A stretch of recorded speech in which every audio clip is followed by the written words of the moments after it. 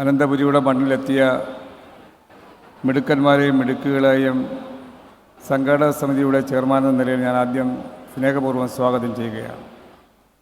ഈ കലോത്സവത്തിൻ്റെ സന്ദേശം ബഹുമാന്യായ മുഖ്യമന്ത്രിയും വിദ്യാഭ്യാസ മന്ത്രിയും അവരുടെ പ്രസംഗത്തിലൂടെ നമ്മുടെ മുന്നിൽ അവതരിപ്പിച്ചതാണ്.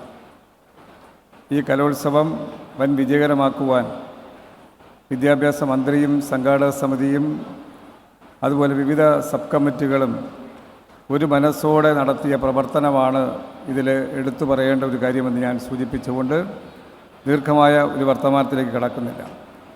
ഐക്യത്തിൻ്റെയും ഒരുമയുടെയും സ്നേഹത്തിൻ്റെയും വേദിയാണിത്. മത്സരമായിട്ടല്ല, ഉത്സവമായിട്ടാണ് നാം ഇതിനെ എടുക്കേണ്ടത് എന്ന് നേരത്തെ വിദ്യാഭ്യാസ മന്ത്രി തന്നെ സൂചിപ്പിക്കുകയുണ്ടായി. എന്നാൽ ചില തെറ്റായ പ്രവണതകൾ അടുത്ത കാലത്തായി കലോത്സവത്തിൽ കടന്നു വരുന്നത് നമ്മൾ കാണാതിരുന്നുകൂടാ. കലയും സാഹിത്യവും സർഗവാസനകളും മറ്റൊരാളെ തോൽപ്പിച്ചുകൊണ്ട് വിജയം നേടാനുള്ള അവസരങ്ങളല്ല.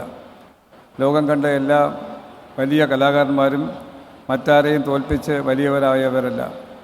കുഞ്ഞുങ്ങളുടെ മനസ്സിൽ കൂട്ടായി കളിക്കാനും ആനന്ദിക്കാനുമാണ് അവർ ഇഷ്ടപ്പെടുന്നത്. അവരിൽ മത്സരം കുത്തിവെക്കുന്നത് നമ്മൾ മുതിർന്നവരാണ്. രക്ഷകർത്താക്കളും അധ്യാപകരും അത്തരം പ്രവണതകളിൽ നിന്ന് പൂർണ്ണമായും വിട്ടുനിൽക്കണമെന്നാണ് എനിക്ക് ഈ അവസരം സൂചിപ്പിക്കാനുള്ളത്.